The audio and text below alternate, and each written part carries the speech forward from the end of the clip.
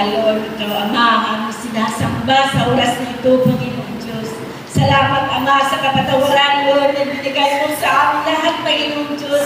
Ama, salamat sa gabi ito, Panginoon, na itinakong kami, Panginoon Diyos, upang Ikaw, Ama, may taas sa gabi ito sa bawat sa amin, Ama. Dalangin ko, Panginoon Diyos, patuloy mo kami, Ama, ingatan mo God. Pusin mo kami, Ama, na ibanal sa itong Espiritu, Panginoon. Sa lahat, Lord, ang aming gagawin ngayon sa atin, sa gabing ito, Ama. Kaya mo, Ama, ibig mo kami lahat ng ibanal Espiritu, Panginoon Diyos. Nalabos namin, Ama, maunawaan, Lord, ang mga salita na may hayag sa kalagitnaan ngayon, Panginoon Diyos. Tulungan mo kami, Ama, na malaya namin tanggapin ang iyong mga salita, Panginoon Diyos. Kaya ang mga salita, Ama, ay tumimo sa aming mga puso isipan, Panginoon. At dagdagan mo, Ama, ang pag-unawa, Ama, malawak na pag-unawa sa iyong mga salita, Panginoon Diyos, upang lubos namin may pamuhay ang iyong mga salita, Panginoon. Tunay nga, Lord, wala kaming magagawa, Ama, kung wala ka sa aming mga buhay. Salamat, Ama, sa gabing ito, Panginoon Diyos, na malaya kami, Ama, na makinig ng iyong mga salita. Malaya kami, Ama, na makapagpuri sa iyong Panginoon Diyos. Kaya ako, Ama, na maranasan namin, Ama, ang kasiglahan, kagalakan sa pagpupuri sa iyo, Ama, na ikaw, Lord, ang magtaas sa aming mga buhay. Patuloy namin, Ama, itinataas ang iyong dakilang kapangyarihang pangalan sa bawat isa sa amin, Ama. Patuloy mo kaming ituwid, Panginoon, sa iyong mga salita, Panginoon Diyos, sa lahat, Lord, ng aming mga kahinaan, Ama, sa lahat, Lord, ng aming mga pagkukulang, Panginoon Diyos. Patawarin mo kami lahat, Panginoon Diyos. Tunay wala kami inaasahan, Ama, natatanggap sa aming kapatawaran, kundi ikaw lamang, Panginoon Jesus. Salamat, Ama, sa gabing ito, Panginoon Diyos.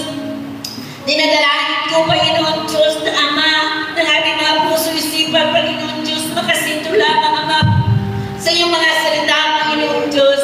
Sa oras na ito, Ama, aming daluyan mo kami, Ama, pagkapalay espiritual na karanasan namin, Ama, sa gabing ito, Panginoon Diyos. Maghari ka, O God, maghari ka, O God, sa bawat sasabi, Ama. Puso pagpakumbaba, Ama, ipagkalod mo sa bawat sasabi, Ama, upang lubos namin maunawaan na kami, Ama, ay patuloy, Ama, na maglakad, Ama, ayon sa iyong dakilang kalooban, Panginoon Diyos. Ingatan mo kami lahat, Ama. Ingatan mo ang mga anak mo, mabuti, Panginoon Diyos. Ganun din, Lord, sa magaya na iyong mga salita, Panginoon Diyos. Patuloy mo sila, Ama, lukuban ang iyong banal sa itong Espiritu, Ama. At hayaan ang salita mo lamang, Ama, at mayayag sa aming kalagitnaan, Panginoon Diyos. Dinadalangin ko rin, Lord, sa lahat, Lord, mga manunugtog sa mag-aawit, Panginoon Diyos. Ikaw, Lord, kung patuloy nagkikilos at gagawa sa kanilang buhay, Panginoon. Nangayon lamang ang God sa iyong kalooban at naranasan namin lahat, Panginoon Diyos. Salamat sa lahat, Panginoon Diyos. Dinadalangin ko, Ama, sa gabing ito, maghari ka, Ama, sa aming lahat, Panginoon Diyos. Ano man, Lord, ang mga hadlang sa pagpakinig na aming salita ngayon ay tinatangin namin sa pangalan ni Jesus. Salamat, Panginoon Jesus, sa oras nito. Minabalik namin magpuri pasasalamat sa pangalan ni Jesus. Amen. Hallelujah. Dalayan mo po bawat isa na tumayo at patuloy natin bigyan ng kapurihan at tunay na kalugaran ng ating Diyos na buhay. Amen. Awitin natin ang napakabuti. Mula sa ating puso't isipan, itigdaran natin ang tunay na kabutihan ng Diyos sa lahat ng oras. Hallelujah. Amen. Tunay na sa lahat ng oras, dakila ang iyong mga gawa, Panginoon. Yung pag-ibig ay hindi na naman mga kailanman.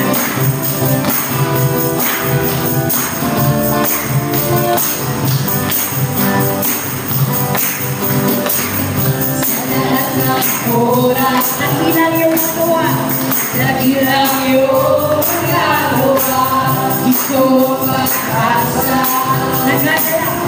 Nagalala hanggang iyong lipa. Kumarawi, napupuri sa'yo. Nananali sa kabutihan mo. Napakabuti mo, Diyos, sa bawat oras na ito. Talagang katulad ka pa, kailan ba tumikha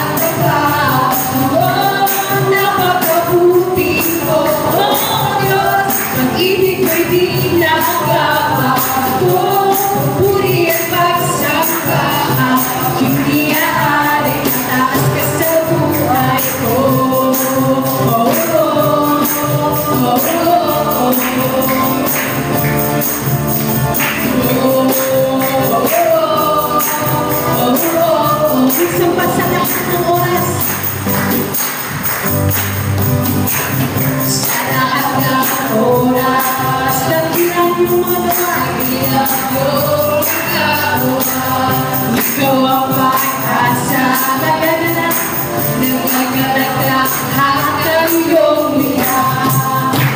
Umaawi, nagpupuri sa'yo. Nananali sa kapagitan mo. Oh, napakabuti mo, oh Diyos, sa bawat oras sa ito. Oh, wala kang katulad magpakailanman, hindi ka tapat. Oh, napakabuti mo, oh Diyos, pag-ibig hindi nagbabago. Paburi at pagsamba, hindi natin tatas ka sa buhay ko.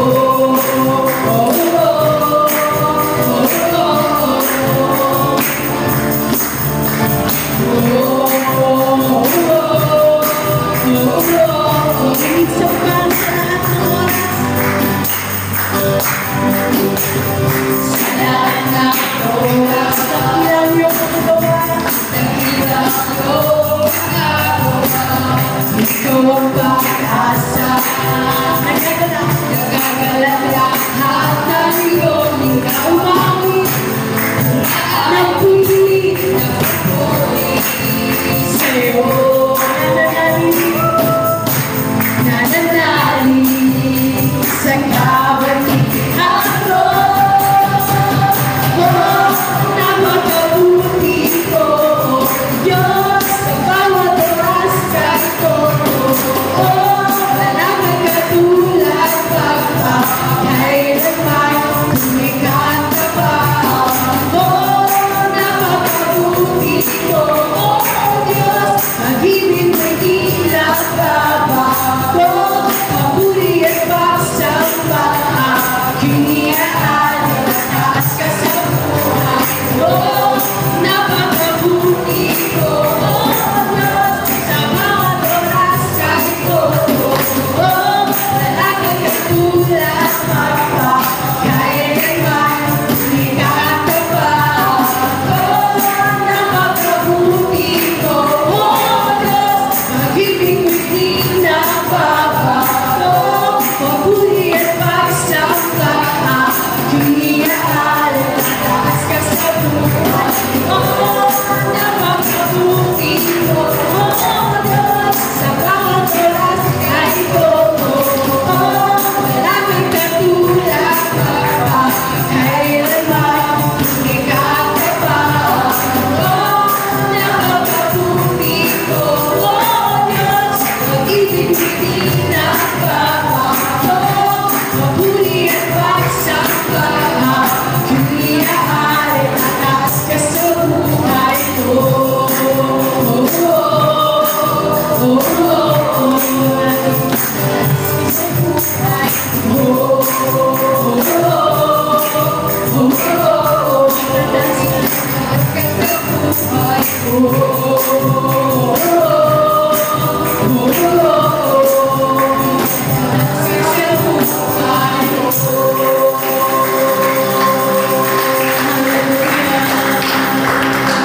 Salamat sa kabutihan mo. Tunay na napakabuti mo. Hayaan mo, Ama, Panginoon, na patuloy ka namin matagpuan. O hallelujah. Patuloy namin matagpuan ang iyong pag-ibig, Panginoon. Minsan pa, church, bigyan natin ng pinakamataas na palakpakan.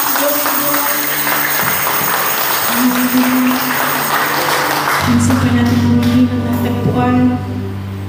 Mula sa pag-ibig ng Panginoon, binago niya tayo. Mula sa pag-ibig ng Panginoon, nakilala natin siyang lubusan. At hayaan natin maging panalangin ang ulitin ito. Hallelujah.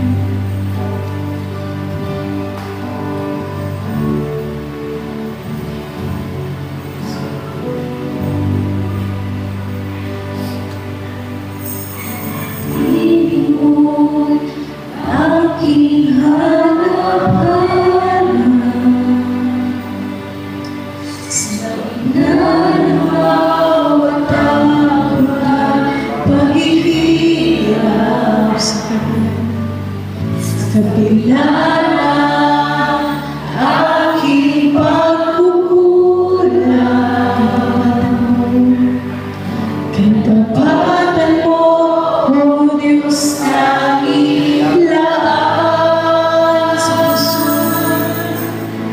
sa puso at damdamin, ika'y mananatili, walang hanggan ang aliw, pag-ibig na katwa'y natagpuan, iyong pag-ibig na dakila. Luz sa luz, ako'y iyong pinalaya.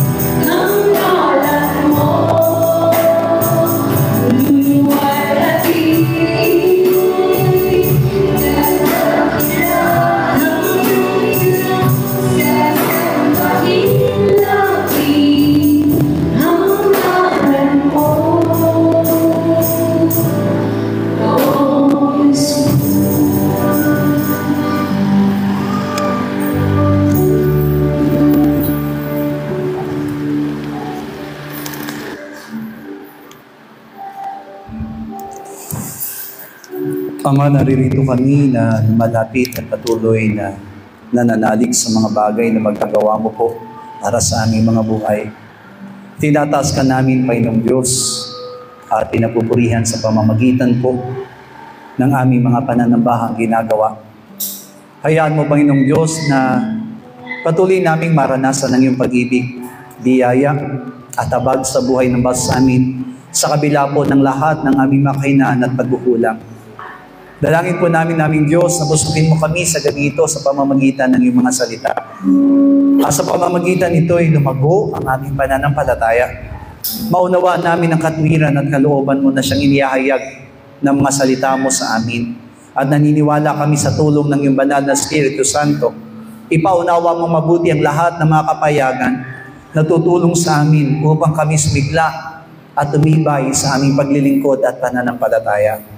Pagpalain mo, Diyos, ang lahat ng makamay na walang sawang nagkakaloob ng mga handog nila para sa iyong gawain. Umaasa sila sa iyong mga pangako at umaasa sila, Panginoon, ng mga salita mo'y magaganap sa kanila. Kaya naman patuloy naming itinataas sa iyo ang mga kaloob na ito at gamitin mo sa iyong gawain. Gamitin mo, O Diyos, upang ang lahat ng pangailangan ng iyong iglesia ay patuloy na matugunan. Ikaw, Panginoong Diyos, nawa ang napapurihan at naibigay namin ito ng merong kagalakan mula sa aming mga puso. Salamat po, Panginoon, at naingat namin ibinabalik sa iyo ang pinakamataas sa papuri, ang aming pagsamba at pagluwalhati. Ito po ang aming dalangin sa pangalan ni Jesus. Amen. Palakpakan po natin ang ating Diyos sa Israel.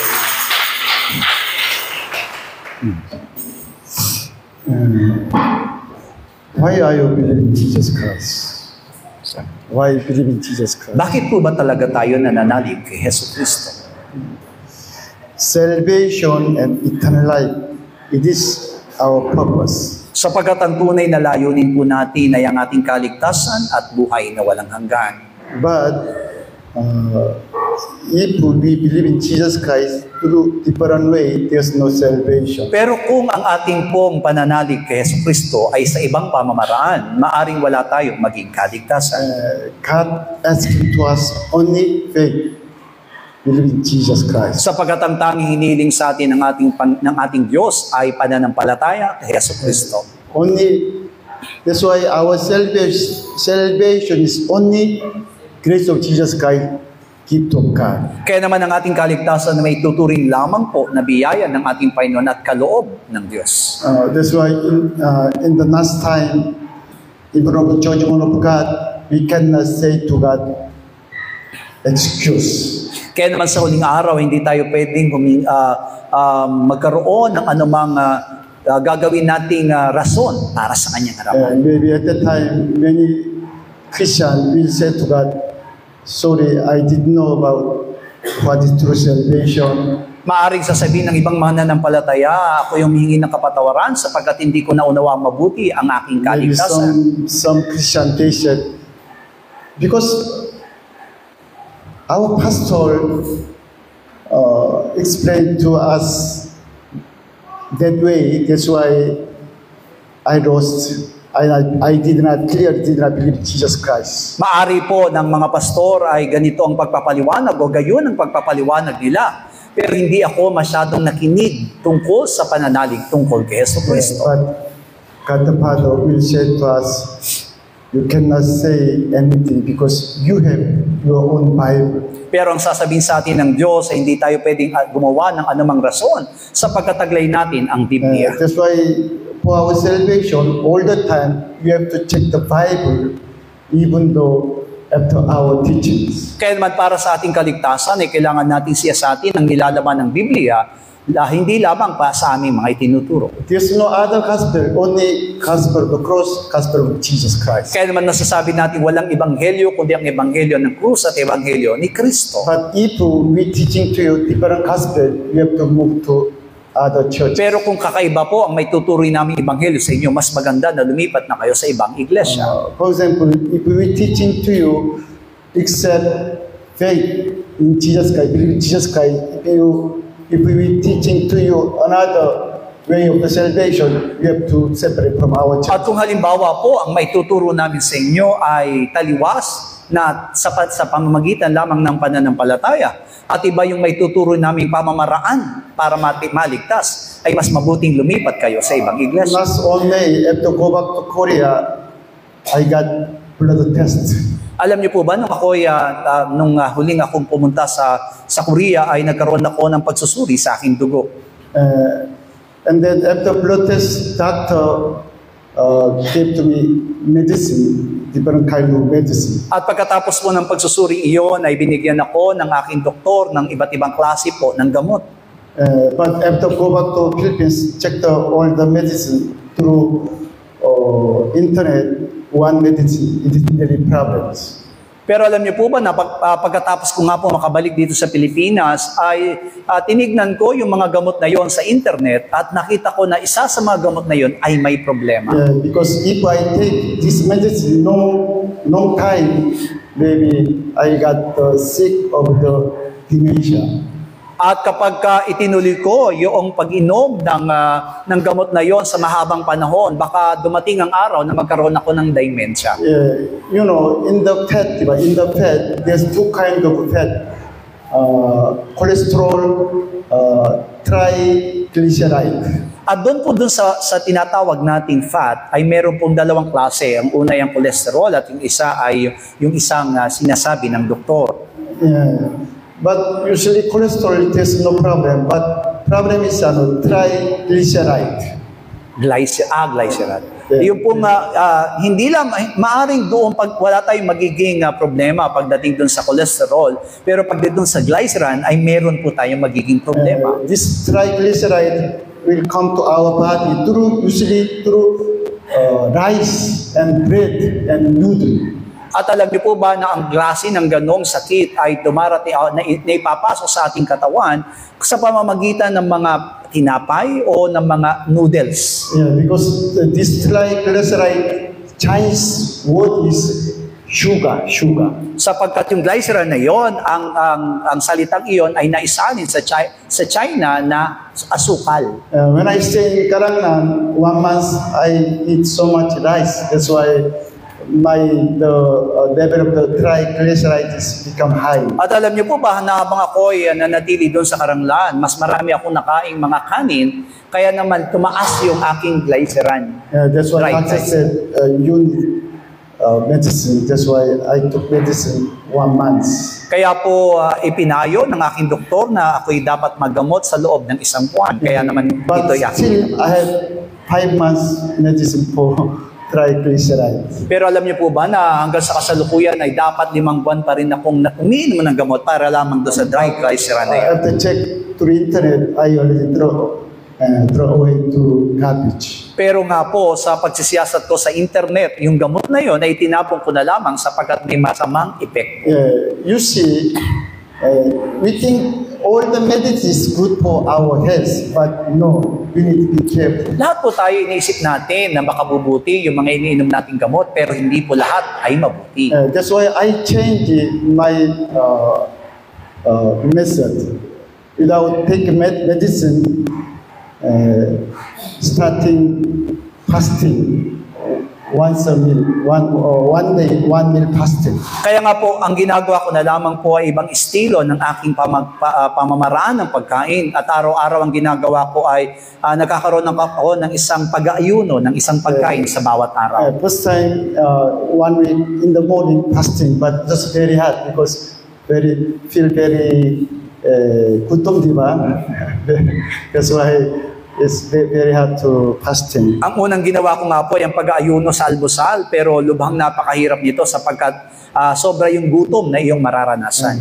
That's why I change in the evening, morning and afternoon, eat, but in the evening, did not eat the food. Kaya ang ginagawa ko na lamang po ay kumakain ako ng almusal at tanghalian, pero hindi na kumakain ng hapunan. Thanks God, because now after 3 weeks, already my skin is changed. Sa 3 years? 3 3 weeks. weeks. Sa loob ng 3 linggo ay nabago po yung aking balat.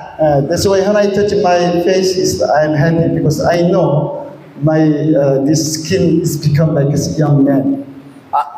Natutuwa ako habang hinihipo ko yung aking balat sa aking mukha sapagkat naramdaman ko na parang bumata yung aking itsura. Also thanks God because the level of my blood sugar is become normal. At napansin ko nga po na yung maging antas ng kalagayan ng aking dugo ay nasa normal. When I stay in Korea, when I check the blood test, blood pressure, almost of time almost 150.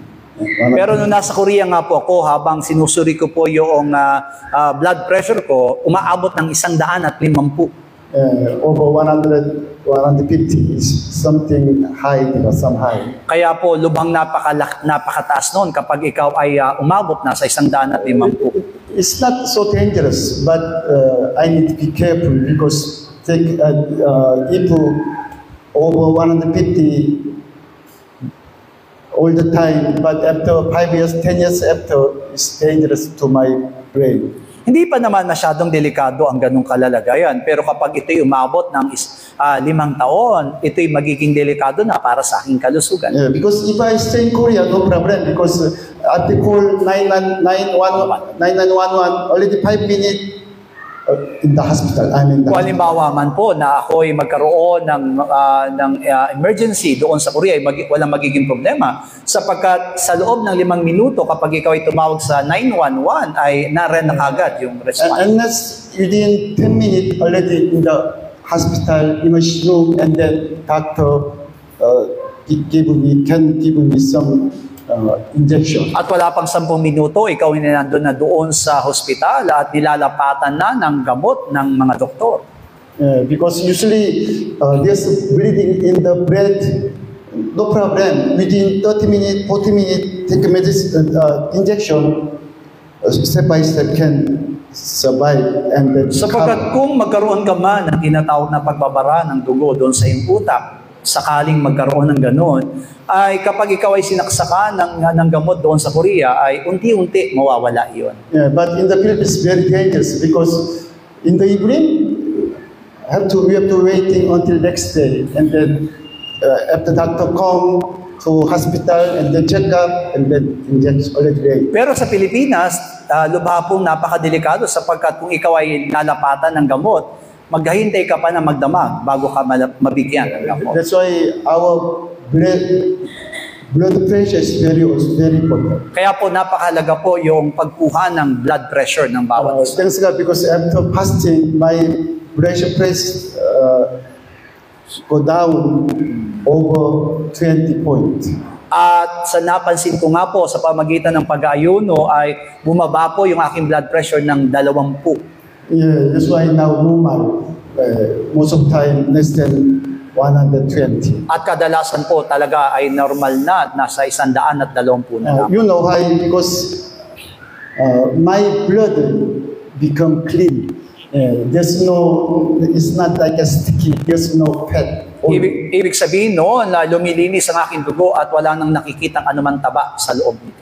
That's why without very high pressure, already my blood can come to from head to top to bottom. At kung magiging ganon yung aking normal na blood pressure, mabilis na dadalo yung aking dugo sa buo kong katawan. That's why in the Bible said, diba, fasting. It is also good for our health. Kaya maging Biblia ay tinuturo sa atin ang pag-aayuno sapagkat napakamaganda ang kalalagayan ng nag-aayuno. Today, what is problem? You eat so much. That is problem. At ang nagiging problema natin ngayon ay malalakas tayong kumain.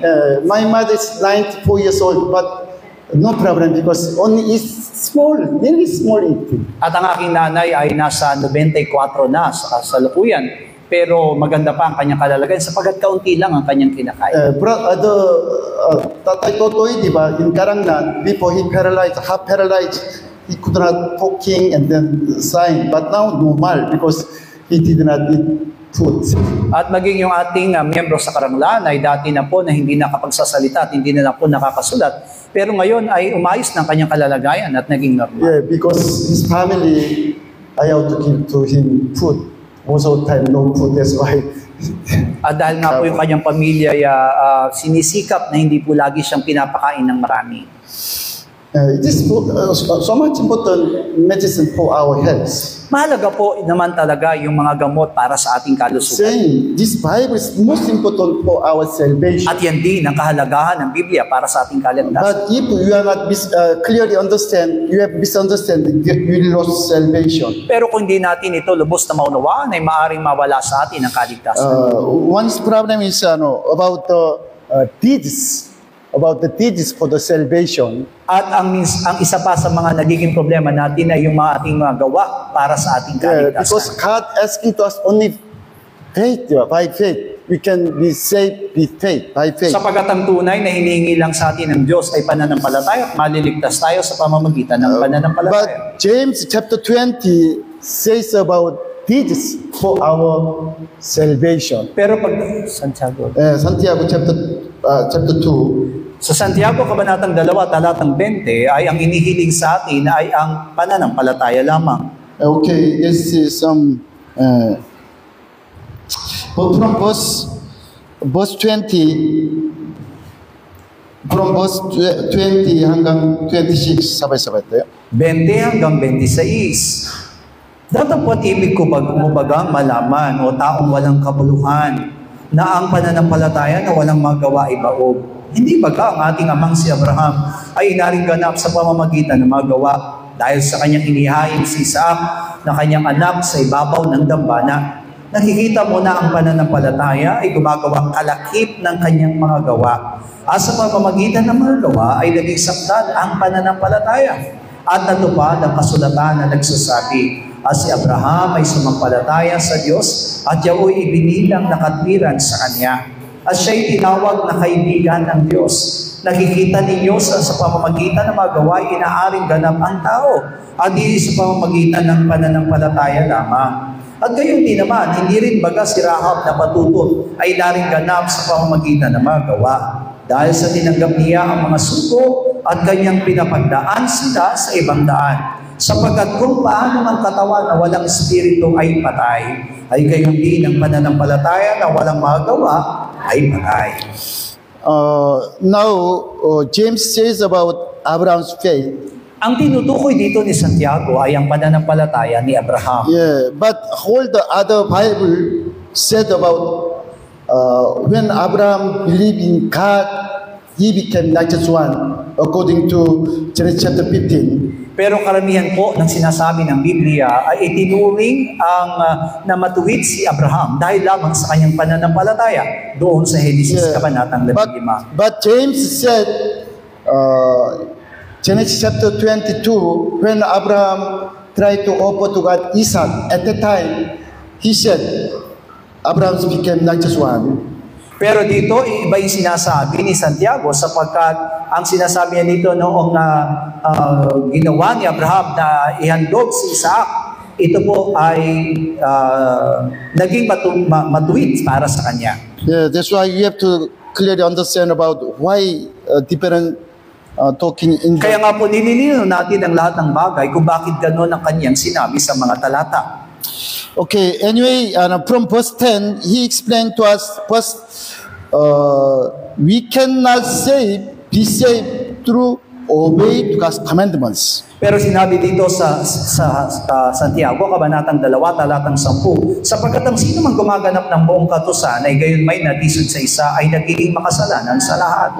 That's why verse 10, diba, if you try to obey God's commandments, 99%, but only one knows you will lose your salvation. At binabanggit nga po ng talatang 10 na kahit naganapin natin ito ng 99%, pero nilalabag po natin ng isa, ay nilalabag na po natin lahat. Okay, anyway, in the first step, he said to us, you cannot be saved through deeds of the law. At maliwanag na sinasabi po din ni Santiago na hindi po tayo maliligtas sa pamamagitan ng pagsunod sa kautusan. Yeah, because in the Bible, there are so many the law in the Bible. Sapagkat sa Biblia ay nakapaloob doon ang napakaraming kautusan. Yeah, but if you obey to God 99%, but only 1% knows you are sinners and you cannot be saved. Pero binabanggit dito na kung masunod man natin ang 99% ng kautusan at nilalabag natin ang isa, ay katumbas na rito ng paglabag sa lahat. Like as verse 11, diba? Do not commit adultery. But God said also, do not murder. That's why if you do not commit adultery, but do murder, you become sinners. Sinabi dito sa 11 na katulad sa pangangalunya, hindi ka man nangangalunya kung ikaw naman ay pumatay, ikaw ay nagkasala. Yeah. Also, what is the greatest God's commandments? That is,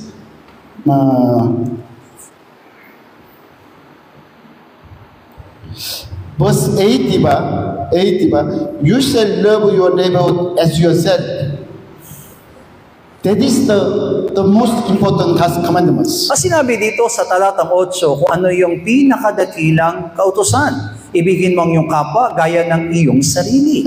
But already when we check ourselves, we cannot love other brothers like as ourselves. We cannot lay down our life for other brothers. Pero pag susuriin natin ang ating mga sarili, hindi natin kakayanin na maibigay ang ating mga buhay para sa iba.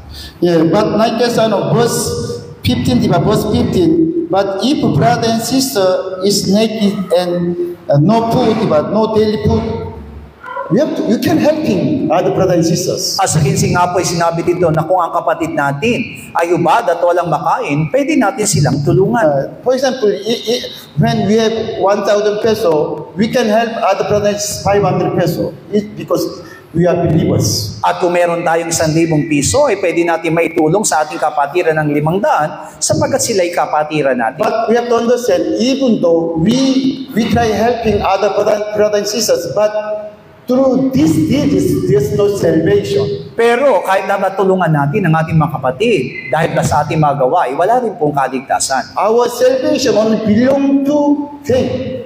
There's no other way. Sapagkat ang kaligtasan po natin ay walang ibang pamamaraan kundi pananampalataya. But today, what is problem in the church? Almost church said, if you obey God's commandments, you can be saved. Pero ang nagiging problema ngayon sa karamihan sa mga iglesia, kung ikaw ay susunod, kung ikaw ay gagawa, ikaw ay maliligtas. Almost pastor they said, that's why obey and do, you can be saved. At karamihan ng mga pastor ay lagi nga po sinasabi, gawin mo ito, sumunod ka, at ikaw ay maliligtas. Yeah, but there's no salvation. We can be saved by faith. Pero tandaan natin, ang kaligtasan ay sa pamamagitan lamang ng pananampalataya. Yeah, today, you see, today, there are many good persons in the world. Some rich men, they spend all the money for the helping to Alam niyo others. po ba na sa kasalukuyan ay maraming taong mabuti at katulad ng mayayaman, talagang halos ipinamimigay nila ang bahagi ng kanilang kayamanan at para tumulong sa iba. Also, Buddhists, they like helping to others because that is Buddhist also teaching. At yan din po yung ginagawa ng karamihan sa mga Buddhist sapagkat yan po yung kanilang nakapaloob sa kanilang katuruan, ang tumulong sa kapwa. Of course, we have to love to other brothers and sisters. How much? Until lay down our life. Totoo naman po na kailangan nating mahalin ang ating mga kapatiran hanggang saan? Hanggang sa maibigay o maihandog natin, maibigay natin ang ating sarili para sa kanila. It is true love, but we cannot lay down our life. Sapagkat ito po yung tunay na pag-ibig, pero hindi natin kayang ibigay ang ating buhay para sa kanila. Only in the special time, by the Holy Spirit, by the Holy Spirit, we can lay down life. Maaari naman talaga na sa tulong ng banal na Espiritu Santo ay may bibigay natin ang buhay natin para sa ating mga That's why kapatiran. tonight we have to try to understand what is Abraham faith of Abraham. Kaya nga po sa gabing ito, inuunawa natin kung anong klaseng pananampalataya mayroon si Abraham. Okay. First, you see verse 25, one more time, 25. 25, sabay-sabay po, at gayon din naman, hindi baga si Rahab na patutot ay naringganap sa pamamagitan ng mga gawa dahil sa tinanggap niya ang mga sugo at kanyang pinapagdaan sila sa ibang daan. Now, James said, deeds of Abraham, also deeds of the Rahab. At binabanggit nga po ni Santiago dito ang tungkol doon sa gawa ni Abraham at ginawa ni Rahab. Yeah, who's Rahab? When Israel people into the Canaan, they sent two spies to the Jericho. Si Rahab po ay yung nakatira doon sa Kanaan nang utusan ng Diyos na magpadala ng 2 espiya, tik-tik ang Diyos doon. And then these two spies into the Rahab's house. At pinasok ng 2 tik-tik na ito yung bahay po mismo ni Rahab. Yeah, because Jericho soldiers, they are fighting, kill them. Sapagkat papatayin po sila ng mga sundalo ng Jericho. But this Rahab and family, they believe in, like us, they are not Christian, but they are not believing God, but they heard about God, about Jehovah God. Pero tandaan po natin na si Rahab at ang kanyang pamilya hindi po mananampalataya ng tunay na Diyos. Pero nabalitaan po nila kung anong klaseng Diyos mayroon ang Israel. And then all the family, they can believe Jehovah God is true God. Kaya naman ang kanyang buong pamilya dahil dito ay nais nilang manampalataya sa isang Diyos na si Jehovah. Yeah, but how about Jericho people? They are like a relatives, same tribes, same family, diba? Same family. Pero alam natin na ang buong Jericho ay halos kamag-anak po nila at isang pamilya Yeah, lamang but sila. Rahab and family, they decide, I'll try to stand in front of the Jehovah God. I try to belong to Jehovah God. Pero mula doon sa pamilya ni Rahab ay nanalig sila at nanindigan sila na sila'y lalapit at maniniklod lamang kay Jehovah. Which means Rahab and family, their family deny oneself and lay down. Kaya nga po, magiging maliwanag sa atin kung anong ginawa ni Rahab at ang kanyang pamilya, kundi nilimot nila yung kanyang sarili at ibinigay ang kanilang buhay. Not only for their physical life, they understand who's true God. Hindi lamang para sa kanilang pisikal na pamumuhay, kundi naunawaan din nila kung sino po yung spiritual na Diyos. This Rahab, there's no other deeds, only just silent, keep her mouth silent. And why? Because she denied herself. Masasabi po natin na wala naman talagang ibang ginawa si Rahab, kundi nanahimik lamang siya at hindi nagsalita sapagkat itinanggi na niya po at nilimot ang kanyang sarili. Let's see Abraham. Abraham also saying, in the Moriah mountain, he denied himself. At doon din si Abraham sa bundok ng Moriah ay itinanggi niya o nilimot niya ang kanyang sarili. 1 Corinthians chapter 1, 29, 30. Unang Korinto, Kabanatang 1, 29 hanggang 30. Yeah, 29, but no flesh should glory in his flesh. Upang walang laman na magmapuri sa harapan ng Diyos. Only Jesus Christ. Jesus Christ, he became our wisdom from God. Wisdom, righteousness, and then sanctification, and then redemption. Na ang kikilalanin ni si Kristo Jesus lamang bilang karunungan, katuwiran, kabanalan, at katubusan. Which means our salvation, redemption, only gift of Jesus Christ is from God. Kaya nga po magiging maliwanag sa atin ang katubusan ng ating pong naranasan ay kaloob lamang ni Jesucristo. There's no other way. It is important about righteousness of God. When Jesus Christ come to us, already we became righteous one. Kaya nga po masasabi po natin na napakahalaga pong kilalanin yung katwiran ng Diyos na yon sapagkat nang manahan siya sa atin ay tinuring tayong And matuwid. now verse 30 said about this, our righteousness, sanctification, redemption. This is from God by Jesus Christ. This gift, free gift. Na sinabi niya ng katwiran, kabanalan at katubusan ay galing lamang kay Jesucristo. Ibig sabihin ito'y kaloob niya sa atin. Why? Because verse 31, do not boast. That's why glorious, let him glory in the Lord. Sa pagka-71, ipinapaliwanag po niya na hindi tayo dapat magmapuri. At kung nais man natin magmapuri, ang Panginoon ang ating ipagmapuri. First we have to understand what is good works. Kaya nga po, kailangan natin maunawaan ngayon, ano ba itinuturing na mabuting gawa? What is the works of God? Ano po ba tinatawag na gawa ng Diyos? Yeah, John chapter 6, 28, 29. 6, 28 hanggang 29. Sinabi nga nila sa kanya, ano ang kinakailangan namin gawin upang aming magawa ang mga gawa ng Diyos? Sumagot si Jesus sa kanila ay sinabi, ito ang gawa ng Diyos na inyong sampalatayanan, yaong kanyang sinugo. Yeah, verse 28, diba? What shall we do? We may work for works for God. Sa 28, anong kinakailangan namin gawin upang aming magawa ang mga gawa ng Diyos? Jesus said, but this is the work of God.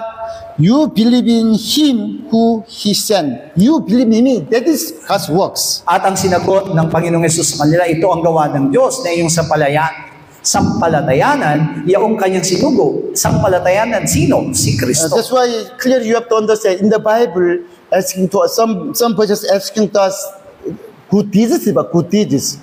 What is good deeds? Believe in Jesus Christ. Kaya nga po, kailangan maging maliwanag sa atin kung ano ba talaga yung binabanggit ng Biblia na tinatawag na mabuting gawa. At binanggit dito na kung ano yung mabuting gawa, iyan ay ang manalig kay Kristo. Yeah, Ephesians chapter 2 verse 10.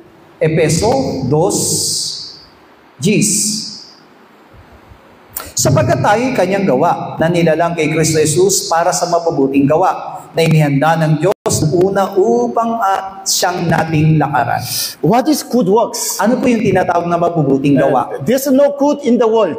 Wala pong ibang mabuti sa mundo. Jesus said, but only God the Father is only good. Sinabi ni Jesucristo ng tanging Ama lamang ang mabuti. What is good works? That is believe in Jesus and then let the Jesus Christ manifest reveal us. That is good work. Kaya ano yung mabuting gawa? Ito po yung tinatawag na sampalatayanan si Kristo at hayang si Kristo ay mabuhay sa atin.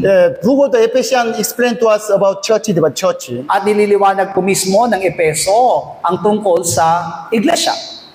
Apostle Pablo said, I build my church, I build my church for the good works. What good works? Sinabi doon sa Epeso na itatatag ko ang aking iglesia para sa mabubuting gawa. What is good works in the church? That's believe in Jesus Christ and church manifest, reveal the Jesus Christ. At ang mabubuting gawa na itinuturing sa loob ng iglesia ay ang manampalataya kay Kristo Jesus na siya'y dapat mahayag sa ating mga buhay. Yeah, because church is only body of Christ and image of Christ. Sapagkat ang iglesia ay bahagi ng katawan ni Kristo at larawan ni Kristo. Titus chapter 2 verse 14. Tito 2:14. na siyang nagbigay ng kanyang sarili dahil sa atin, upang tayo malubos niya sa lahat ng mga kasamaan, at malinis niya ang kanyang sarili sa bayang masikap na mabubuting gawa, upang maging kanyang sariling mga pag-aari. Same also, Tito says about good works.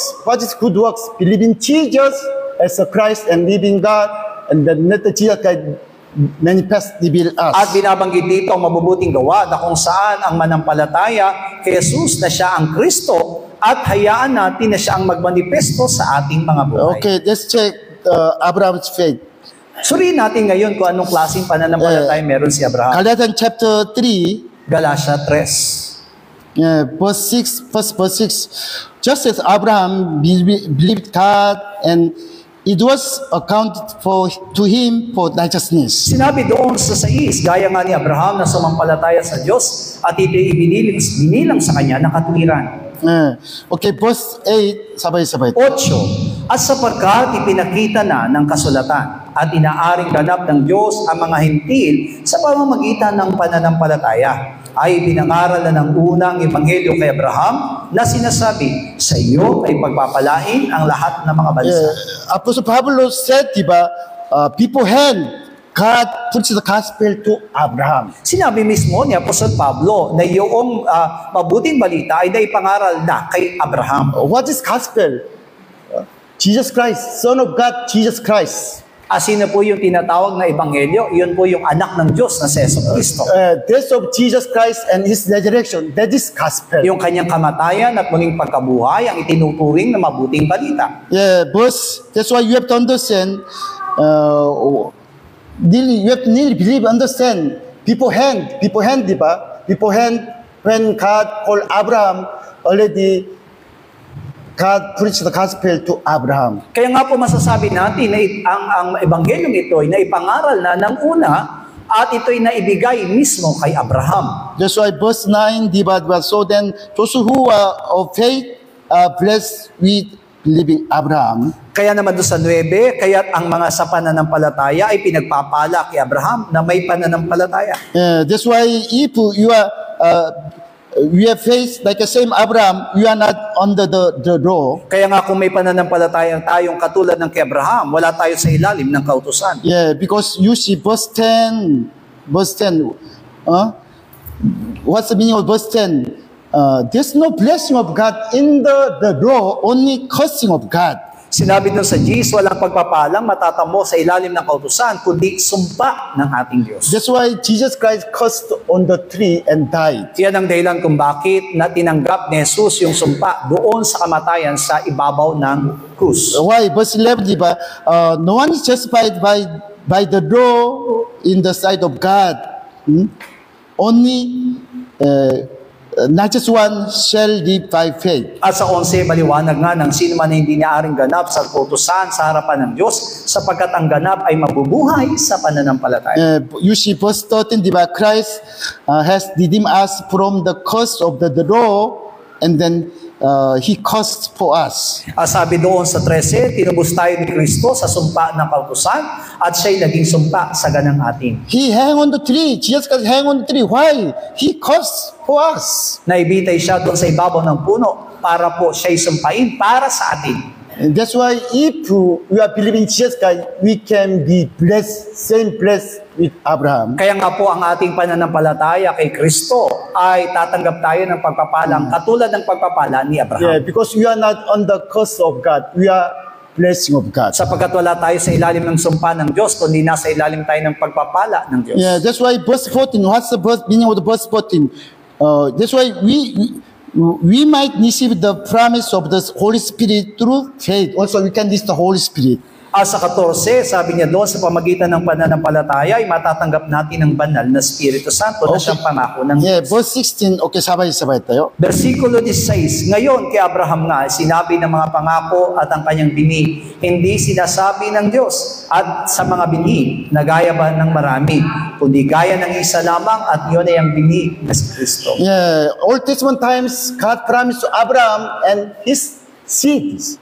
From like as Isaac and Jacob, all the seeds. At naipangako nga po kay Abraham yung tinatawag na binhi. But Apostle Pablo said, there's no many seed, only one seed. Christ Jesus. Pero binabanggit ito ni Apostol Pablo na hindi tinuturing na maraming binhi, kundi isa lamang at ito'y si Yesu Cristo. That's why we can clearly understand in the Old Testament times, God preached the gospel to Abraham family and then explain about the Christ. Kaya nga po magiging maliwanag sa atin na yung ebanghelyong iyon ay unang naipahayag sa pamilya mismo ni Abraham upang may paliwanag sa niya kung sino ang Kristo. The Christ will come through your seed. Na ang Kristo ay Your darating family. sa pamamagitan ng iyong bini, ng iyong pamilya. I'll give you son, Isaac. The Isaac is the sign, the shadow of the Christ Jesus. At ibibigay ko sa iyo ang iyong magiging anak na si Isaac sapagkat siya ay magiging anino ng darating na Hesus Kristo. That's why Abraham, he want to see the Christ because he knows about his salvation through only Jesus Kaya Christ. naman, gano'n na lamang ang pananabik ni Abraham na makita ang Kristo sapagkat alam niya na ang kaligtasan niya ay sa pamamagitan lamang nito. But when Abraham still alive, his own self, he want to meet Christ through his will, his mind. Pero sa pamamagitan ng kanyang sariling kapakanan o sa sarili po niyang pamumuhay, ay hinahangad niya po na makita ang Kristo sa pamamagitan ng kanyang kakayanan. You know why he got a son Ismael? Because he want to make Christ. Alam niyo po ba kung bakit na pumayag siya na magkaroon siya ng anak katulad ni Ismael? Sapagkat hinahangad niya po makita na ang Kristo. Why he tried to sold out 2 times his wife? You know why? Because for the Christ. Alam niyo po ba na kung bakit niya dalawang beses niyang itinatwa yung kanyang asawa sapagkat gusto niya pong makita ang Yeah, Kristo. who's important for the Christ? His seed, the Christ, himself or wife? Sino po ba talaga ang importante sa kanya? Yung binhi ba o yung kanyang asawa? Yeah, himself is important because his seed, diba? From his seed, from self, the Christ will come. Sapagkat ang pinakamahalaga po ay ang kanyang sarili, yung kanyang binhi. Sapagkat sa pamagitan ng kanyang binhi ay darating ang Kristo. Yeah, that's why by his own self, he want to prepare the way of the Christ. Kaya nga po sa pamagitan ng kanyang sariling kakayanan ay gusto niya pong siyang gumawa ng daan para sa Kristo. Yeah, you see, Ismail, he was the son of Abraham. May tuturing naman po talaga natin na si Ismael ay anak ni Abraham. Later we'll check. After Genesis chapter 22, he got married and then he got many other sons. Kung paano nga po sa Henesis Kabanatang 22, kung sisiyasatin natin, ay nagkaroon pa siya ng ibang asawa at maraming mga anak. Do you think nearly Abraham he got nearly faith on faith? Sa tingin niyo po ba, ay meron talagang sariling pananampalataya si Abraham? Yeah, through Bible we can understand. No, he had to know through faith. Sa pamagitan ng pananampalataya, makikita natin na wala po siyang sariling pananampalataya. Only just he believed in God's promise. Siya lamang po ay nanalig doon sa pinangako ng Diyos. God, you are not man. That's why I can believe your promise. Na ikaw ay Diyos at hindi tao, kaya naman pwede akong manalig sa iyong mga pangako. Just when he believed in God's promise, God said, you are not just one. Kaya nga po, ng panaligan niya ang Diyos, ay itinuring siyang matuwid. But when still stay in his own self, all the time striving, because he had no strong faith. Pero habang siya nanatili sa kanyang sariling kakayanan, ay hindi po nangyayari ang lahat ng bagay na hinahangad ng Diyos sa kanya sapagkat sinasarili niya ang pananampalataya. That's why through his physical body, he made Ismael. Yan ang dahilan kung bakit sa pamagitan ng kanyang sariling katawan ay tinanggap niyang maging anak si And then Ismael. also he thought, my wife is not important. Myself is important because from my seed, the Messiah will come. Kaya nga itinuring niyang hindi mahalaga ang kanyang asawa at ang pinakamahalaga ay ang kanyang sarili sapagkat sa pamamagitan niya ay darating ang Kristo. Yeah, that's why for the seed, one seed, for the Christ, he tried to sort out wife twice. Kaya para doon sa kapakanan ng Kristo sa kanyang binhi, ay 2 beses niya pong ipinagbili yung kanyang asawa. Even though when his wife Sarah got pregnant by Isaac, already Isaac is in the belly of the Sarah, again, try to sort out. At kahit na po ipinagbubuntis na po ni Sarah si Isaac, ay gusto niya pa rin ipagbili si Sarah. Yeah, John chapter 8, Juan Kabanatang 8, yeah, 56 hanggang 58. 56 hanggang 58. Nagalak ang iyong amang si Abraham nang makita ang kanyang aking araw at nakita niya at natuwa. Sinabi nga niya sa kanya ng mga Hudyo, wala ka pang 50 taon at nakita mo si Abraham. Sinabi sa kanila ni Jesus, katotohanan sinasabi ko sa inyo, bago ipinanganak si Abraham ay ako nga. Sila nga'y nagsidampot ng mga bato upang ihagis sa kanya. Datapot nagtago si Jesus at lumabas sa templo. Yeah, Jesus said, your father Abraham rejoiced to see my day, and then he saw and was glad. Nagalak ang inyong amang Abraham na makita ang aking araw at nakita niya at natuwa. Because sometimes he saw Jehovah God through in his dream, and then heard the voice of God. Sapagkat madalas nga po niyang makita sa kanyang panaginip ang Diyos na si Abraham, ay Diyos na si Jehovah, at ito'y kanyang hinahangad na But makita. really, he want to meet Christ, diba? He want to see the Christ. Kaya naman naroon ang pagnanasa niya na makasama o makita yung tinatawag na Kristo. Jesus said, diba, finally, Abraham saw Christ, see me, and then he was glad. Sinabi niya dito, nakita niya ang aking araw at nakita niya at natuwa. Yeah, Genesis chapter 22, one day God said to Abraham, let's going up to Mount Moriah and offer to me your son Isaac. Sa Genesis kabanatang 22 ay inutusan ng Diyos si Abraham na pumunta doon sa bundok ng Moriah upang ihandog si Isaac sa kanya. Yeah, verse 6, Abraham took the wood for the burnt offering and laid it on Isaac's back, his son Isaac. At kinuha ni Abraham ang kahoy na handog na susunugin at ipinasan kay Isaac na kanyang anak. You know, Abraham, he understand about the meaning of the mountain Moriah. When Christ come, Christ will die on the mountain Moriah. Alam niyo po ba, alam mismo at naunawaan ni Abraham ang tungkol sa bundok ng Moriah na kung saan kapag dumating ang Kristo, doon mamamatay ang Kristo. Also, Abraham, he understand about when Christ come, how he'll die. On the cross, he'll hang on the cross and he'll die. At naunawaan din ni Abraham kung anong kamatayan ang mangyayari doon kay Kristo na siya'y ibibitin doon sa punong kahoy. Yeah, that's why even the two servants joined to Abraham and Isaac, but only Isaac took the wood in his back. Kaya kahit na meron silang kasamang mga dalawang alipin, pero hindi niya ipinapasa na mga kahoy na panggatong doon sa kanyang mga alipin, kundi kay Isaac. Same like as Jesus Christ going up to Mount Moriah, the Golgotha with the cross. Kung paano nga po na si Kristo, katulad ng ating Panginoong Kristo, nang siya po ay pumunta doon sa bundok ng Golgotha, ay ipinasan niya ang krus. Yeah, verse 7, Isaac asking to father, where's the lamb for the burnt offering? At itinanong ni Isaac, ni Abraham, na kanyang ama ko, narito, sabi niya, ang apoy, nasaan ang korderong pinakahandog? Yeah, which means already, even though Isaac, he understand about the Christ. Kaya kahit ang anak niyang si Isaac ay alam niya kung sino ang Kristo. The young lamb, the Christ, time will come and then died Mountain Na yung Moriah. korderong yun ay darating upang mamatay doon sa Moriah.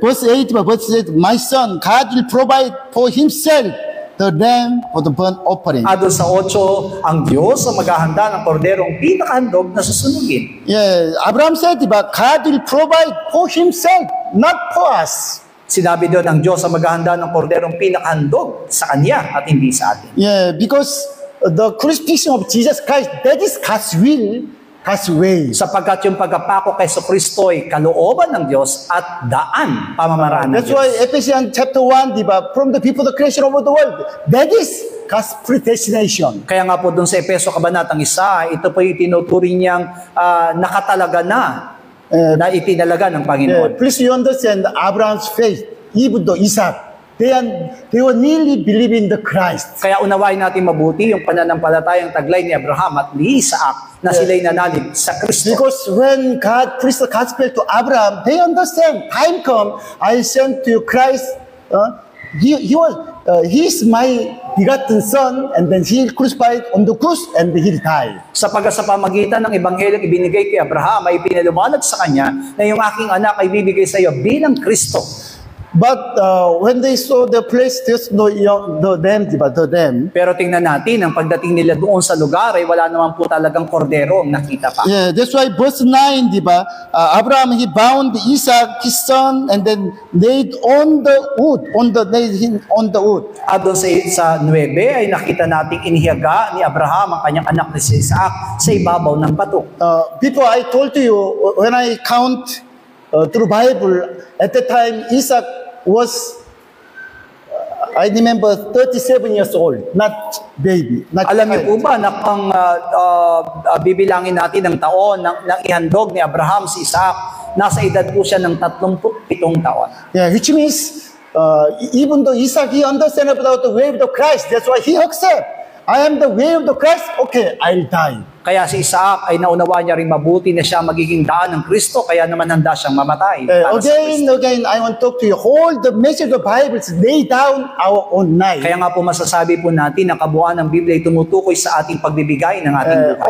God asking to us, die our own self, died on the cross is Jesus Christ. Na ang tunay na hinihingi sa atin ng Biblia ay limutin ang ating sarili at mamatay na kasama ni Kristo sa krus. That's why in this time in the mountain Moriah, God asking to Abraham and Isaac, you must lay down your own life and then you must die with Jesus Christ on the cross. Kaya naman sa bundok ng Moriah, wala bang hinihiling ang Diyos kundi ang mamatay doon at ibigay ang kanyang buhay at mamatay kasama ni Kristo. That's why when Abraham bound his son Isaac, okay, Father, let me lay down on the tree, diba? On the tree, like a crucifixion, okay, and then kill me. Kaya naroon yung tunay na pagpapasya ni Isaac nang siya po'y ihiga ng kanyang amang si Abraham doon sa dambana, handa siya mamatay at katulad ng pagkabiti ng ating Panginoong Jesus sa krus. At that time, Abraham's own self died. Kaya nga po masasabi natin na yung mismong sarili ni Abraham sa lugar na yun ay namatay. Yeah, because until that time, all the time, he want to do something, diba, for the Christ, wave the price. Sapagkat maliban po na nangyari ang bagay na yon, lagi po siyang gumagawa ng pamaraan para sa Yeah, Kristo. but in the mountain Moriah, clearly he understand, I have to die with the Christ. Pero sa bundok ng Moriah ay naunawa niya mabuti na kailangan niya mamatay para kay Kristo. Yeah, that's why he gave up his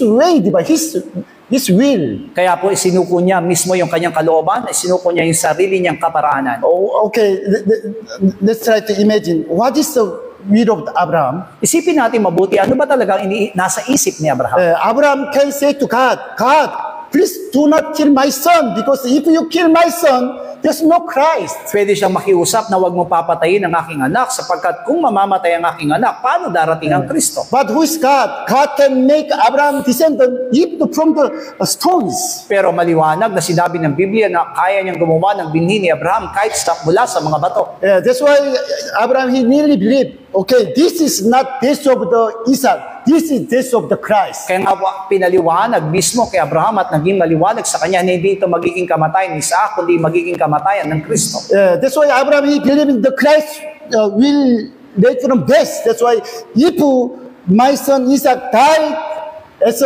a Christ, he led from death. Kaya nga naunawa niya mabuti kung mamamatay ang Kristo at muling mabubuhay, kahit na mamatay ang aking anak, siya'y muling mabubuhay. We cannot believe in the dead man led from death because it is common sense. Naniniwala tayo ng bawat sa atin ay mahirap paniwalaan ng isang patay ay muling mabubuhay. Today we can believe in Jesus Christ. He was led from death because the Bible also by the Holy Spirit. Pero lahat tayo nananalig na si Kristo ay muling nabubuhay sapagkat sinabi mismo ng Biblia. At the time from heaven, God said, do not kill your son. I know your mind, your faith. At mula sa kalangitan ay may isang tinig nagsabi na huwag mong sasalingin ang iyong anak sapagkat napatunayan ko ang iyong pananampalataya. And then because God provide the name in the place, and then they offer to God through the name. At naglaan ng Diyos ang isang batang kordero at yung kordero niyon ang kanilang inihandog. And verse 14, diba? Verse 14. 14, at pinangalanlan ni Abraham ang dakong yaon na ang Jehovah Jireh. Gaya ng kasabihan hanggang sa araw na ito, sa bundok ng Panginoon ay mahanda. Abraham said about our salvation. Ang tinutukoy ni Abraham dito ay ang ating kaligtasan. All the time, God provide His Christ, His Son, begotten Son as a Christ for us. Ang Diyos ay laging handa ang kanyang magiging Kristo para sa ating kaligtasan. It means Jehovah Jireh. Kaya nga po sinabi dito siya ang Jehovah Jireh. Okay, Hebrew chapter 11, Hebreo 11, 17 to 19. 17 hanggang 19. Sa pananampalataya, nang subukin si Abraham ay nihandog si Isaac. Oo, siyang tumanggap na may galak ng mga pangako ay siyang naghandog sa kanyang bugtong na anak.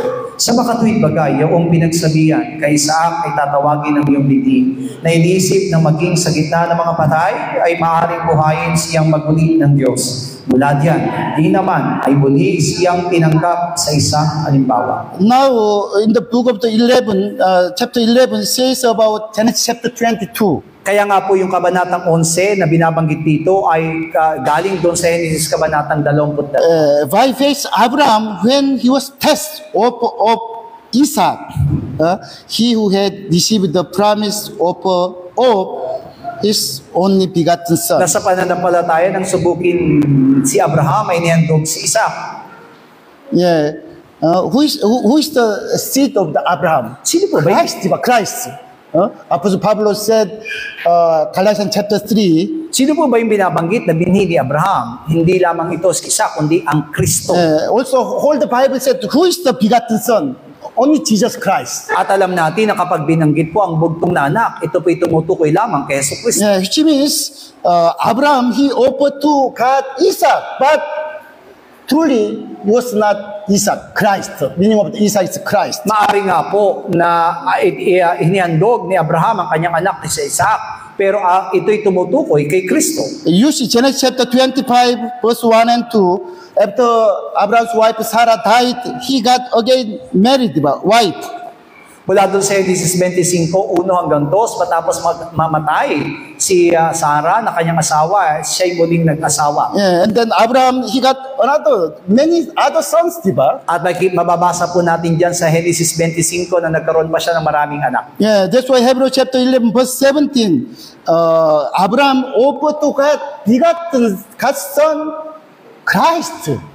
Kaya nga po masasabi natin, no, sinabi doon sa Hebreo 11:17 na hinandog niya yung kanyang bugtong na anak. Yeah, why? Because verse 11, of whom it was said, in Isaac your seed shall be called. Sapagkat sinabi niya mismo sa 11 na sa pamagitan ni Isaac, ikaw ay tinawag. Yeah, because through you, your son Isaac, your seed, your son Isaac, the Christ will come. Na sa pamagitan ng iyong anak na si Isaac, yung binhi, yung Kristo ay darating. And then verse 19, diba? Verse 19, God was able to raise him up even from the dead. Sa 19, sinabi niya, kayang ng Diyos na siya'y muling buhayin mula sa mga patay. Please, you try to understand the faith of the Abraham. Kaya unawain natin mabuti kung anong pananampalataya meron si Abraham. Yeah, because not Isaac lay down like lay down on the tree like as a crucifixion of Jesus Christ. Kaya nga po masasabi natin yung pagkahandog kay Isaac ay naglalarawan doon sa pagkapako ng Kristo. Also, even though Isaac, he understand his way, his death. He believe in Christ. Christ will die on the cross. That's why it's okay. I am the image of the Christ. I lay down my life. Sapagkat maging si Isaac ay naunawaan niya kung ano ang gagawin ng Kristo at kailangan nahanda niyang ibigay ang kanyang sariling buhay. You see, even though Jacob, his own self, old man died in the Joppa River. Kaya maging si Jacob ay namatay din yung kanyang lumang pagkatao sa Jobab River. Yeah, but in the Mount Moriah, Abraham, his son, together died on the cross, deny on self. Pero doon sa bundok ng Moriah ay namatay mismo yung lumang pagkatao ni Abraham at Isaac. Yeah, Romans chapter 3 verse 20. Roma 3:20.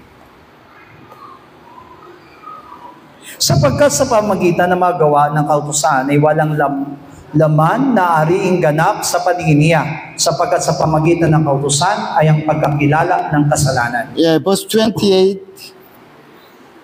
20. Yeah, chapter 3 verse 20. Sabay-sabay, please. 3:20, sapagkat sa pamagitan ng magawa ng kautusan ay walang laman na aring ganap sa paningin niya, sapagkat sa pamagitan ng kautusan ay ang pagkakilala ng kasalanan. Also, Romans chapter 4 also same message. Yan din ang mensahe sa Roma Kabanatang 4. That's why do not be misunderstood about James chapter 2. Kaya po, wag po tayong mamamaling pag-unawa sa Santiago Kabanatang 2. What is deeds of the Abraham? Ano po yung ginawa ni Abraham? He denied his own self, old man. Itinanggi niya yung kanyang sarili, yung kanyang lumang pagkatao. Because until Mount Moriah, all the time he walked by his own self. Sapagkat bago dumating siya doon sa bundok ng Moriah, ang lagi po niyang pinapanaligan ay ang kanyang sariling kapakanan. By his own self, he want to prepare the way of the Christ. Siya mismo ang naghahanap ng paraan para doon sa magiging daan ng Kristo. But what is God's message in the Bible? God can make his Abraham's descendant from even the stone. Pero sinabi mismo ng Biblia na kaya niyang gumawa ng binhi ni Abraham mula sa mga bato. There's no other seed of Abraham, Ibig only sabihin- one seed, Christ. Ibig sabihin, walang ibang binhi si Abraham kundi ang Kristo.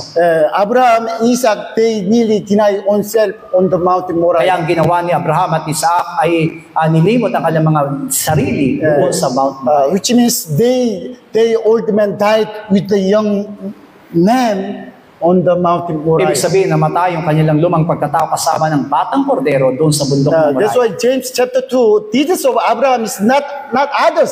Same message, deny oneself. Kaya po magiging maliwanag sa atin na walang kakaibang mabuting gawa na ginawa si Abraham kundi yung kanyang itanggi, ang kanyang sarili. Same like as Nahab, diba? Nahab, because Nahab deny not other things, deny oneself and family, and then all the family saved. Ibig sabihin, wala po silang ibang ginawa, maging ang kanyang buong pamilya, kundi limutin ang kanyang sarili. We cannot be saved through the deeds of the law or other Ibig things. sabihin, hindi tayo maliligtas sa pamagitan ng magawa ng kautusan o ibang mabubuting gawa. We can be saved by faith, only by faith. Sapagkat maliligtas lamang tayo sa pamagitan ng That's pananampalataya. why our salvation is free gift from God. At ang kaligtasan po natin isang regalo o kaloob ng Diyos. They shout 3 times, "Oh my soul, all together." Oh my soul, overcome. At tayo po'y manalangin. Oh my soul, overcome. Oh my soul, overcome. Oh my soul, overcome. Maraming salamat po sapagkat ibinigay niyo sa amin ng Kristo upang magdaan ng aming kaligtasan at sa pamamagitan ng aming pananampalataya sa Kanya. Tunay na ipagkakaloob mo sa amin ang kaligtasan. Ipinangako mo sa iyong mga salita. Ipaunawa mo sa amin ang mabubuting gawain mo. Hindi sa pamamagitan ng aming kakayanan, kundi sa mga bagay na itinulong at ipinagkaloob mo sa amin, Panginoong Diyos, ang pananalig sa Kristo ang siyang dapat namin gawin. Kaya naman tulungan mo kami, Panginoong Diyos. Huwag mo hayaan na kami ang gumawa ng aming sariling kaparaanan. Huwag mo hayaan gumawa kami ng aming sariling kakayanan. Pagkus, Ama, maturuan mo kami, Panginoong Diyos, sa tagapin ang katwiran at kalooban mo na siyang inihayag mo mula sa iyong mga salita na sa pamamagitan ng Kristo'y matanggap namin ang kaligtasan. Matanggap namin, Panginoong Diyos, ang kaloob na inilaan mo para sa amin. Sapagkat ikaw ang nagsabi, ikaw ang Diyos na nagkakaloob sa buhay ng basa sa amin. Hayaan mong masumpungan mo sa amin ang tunay na pananalig sa Kristo, ang tunay na pananampalataya na katulad ng kay Abraham, Panginoong Diyos, na mula sa umpisay, tunay na nalig siya na darating ang Kristo. Yan din ang aming patuloy, Panginoong Diyos, na hinangad sa buhay ng bawat sa amin. Hayaan mo ng pananalig namin sa Kristo ay laging matibay at matatag, at ikaw lamang, O Diyos, ang masunod at gumawa sa aming mga buhay. Ingatan mo, Panginoong Diyos, ang pananampalataya nito. Ingatan mo, O Diyos, ang aming mga buhay na hindi mawalay sa ganitong klase ng tunay na tinuturo mo at pagtutuwid sa buhay ng bawat sa amin. Ingatan mo ang bawat sa amin at huwag mo kaming pababayaan, Panginoong Diyos, na mailigaw ng maling katuruan. Huwag mo hayaan naman na mailigaw kami ng mga bagay na itinuturo ng salibutan. Huwag po ikaw lamang po, Panginoong Diyos, ang patuloy na magtuwid at pagturo sa amin sa mga bagay na nilalayon mo. Salamat po, Ama, at inaangkin namin ang katagumpayan. Umaasa kami, Panginoong Diyos, ng pananalig dito sa aming Panginoong Kristo, ang tunay na tataglayin po namin upang ang kaligtasan na hindi mawala at hindi mawala ng kabuluhan. Purihin ka, Panginoong Diyos, sa pangalan ni Jesus. Amen. All together, Lord's Prayer. Ama naming nasa langit, sambay nawa ang pangalan mo. Ikaw nawa ang maghari sa amin. Sundin nawa ang iyong kalooban. dito sa lupa tulad ng sa langit. Bigyan mo po kami ng pagkain kailangan namin sa araw na ito at patawarin mo po kami sa aming mga kasalanan tulad ng aming pagpapatawad sa mga nagkakasala sa amin. At huwag mo kami iharap sa mahigpit na pagsubok, kundi ilayo mo po kami sa masama, sapagkat iyo ang kaharian at ang kapangyarihan at ang kapurihan magpakailanman. Amen. God bless you all po. See you on Lord's Day.